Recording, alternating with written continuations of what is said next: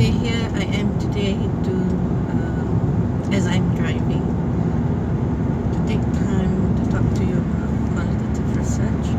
Now, yesterday in class, I have explained to you the main traditions of researching. The natural scientists. I'm talking about the main. There are more probably, but these are the ones that you need to know. The natural scientists, the social scientists. These are the two main ones. And the natural scientists are identified by the nature of their research, which is basically of the natural things. The natural world is pure science. So it could range from studying the moon, the trees, the sky, the animals, the human anatomy. These are included in the natural science. Okay, now the social science or the social scientists, as we agreed yesterday, are more concerned with the human being. Everything to do with the human being except for the biological sides.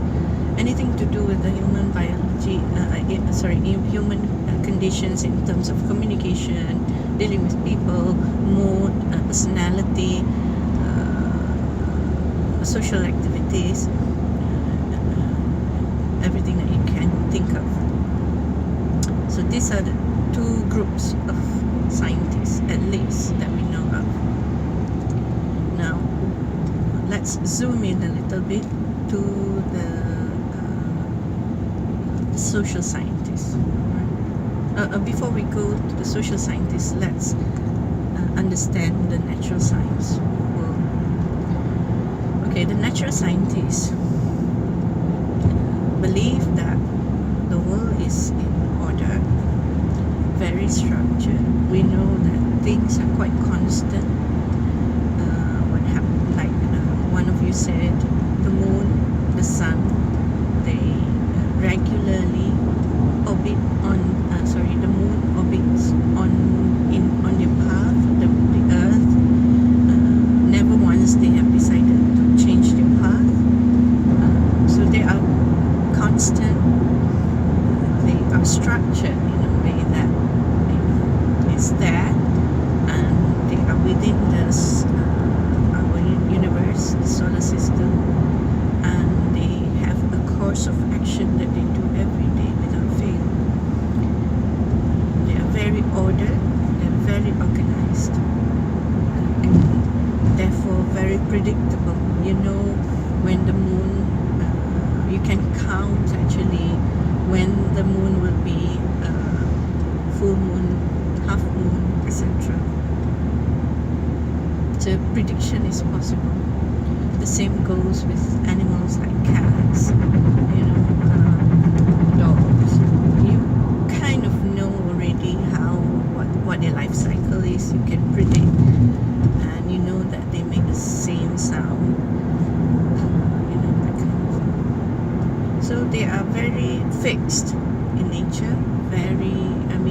We can say with confidence that there is very little variance in the way they behave, in the way they move, in the way things in the natural world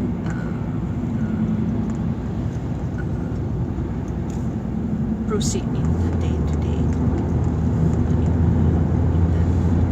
within this living organisms. Let's look at the social world now. The social world is largely filled with human beings.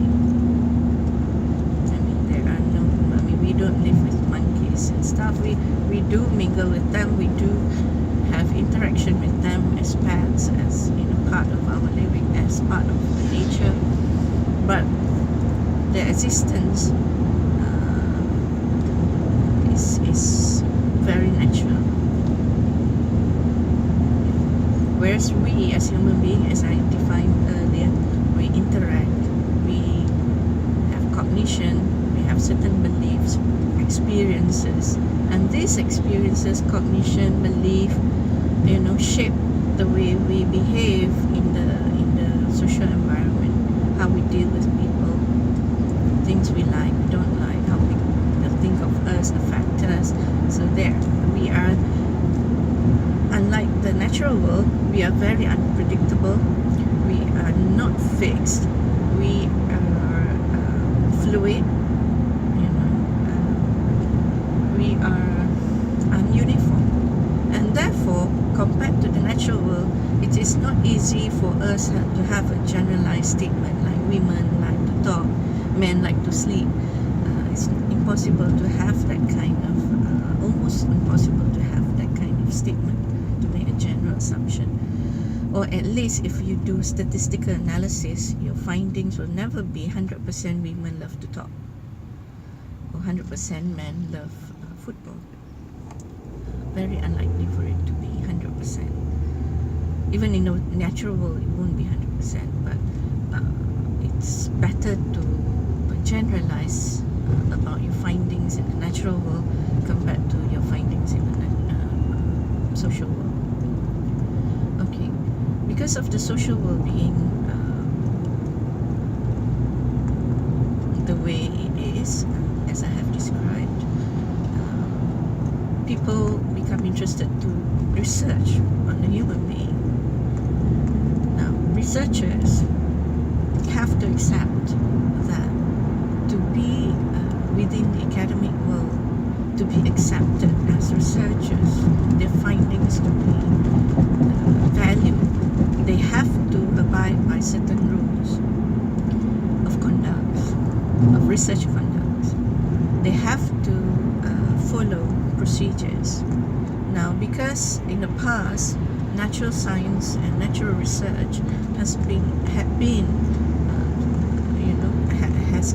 even until now has controlled the world, has been given the prominence or the importance.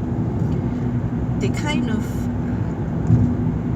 decide or deliver their own set of rules, set of guidelines in how we can have quality research. And in the past, when social researchers were trying to do research, they were pressed to produce research that is like the natural research, especially experimental design, where the researcher has behaviors that match with the natural researchers. They have to have assumptions that the social world is predictable. To some degree, human can be structured, unpredictable. Yeah, I agree. To a certain degree, people are predictable, but not all the time. So because of that, the pressure to conform with the popular way of doing research, social scientists split into two, at least. Okay, every time I talk about at least, minimum, because there are more than this. Okay, so there are at least two camps of social researchers. One who believe that the social world can be studied objectively, the way the natural world can be studied. The other camp is saying it's not possible because the social world is very subjective, very fluid, very changeable, very dynamic. So one is saying it's possible to chart the relationship and make general statement about the human behavior. The other is saying not possible.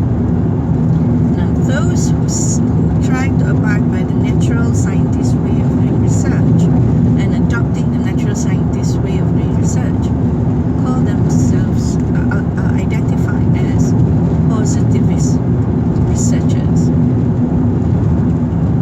While those who say the human world is subjective and therefore a lot of the ways in which research is done in the natural world cannot be applied in the social world, are identified, at least one common way to identify them is as interpretivist researchers.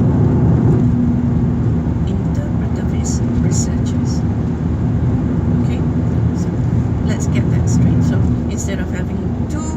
subdivisions now. We have 3 subdivisions. One is the natural researchers, another is the social researchers, and within the social researchers, at least 2 camps exist. Okay, understand that first. Alright. And then I will talk about how the positivist researchers and the interpretivist researchers see the human world. That's it for now. Assalamualaikum.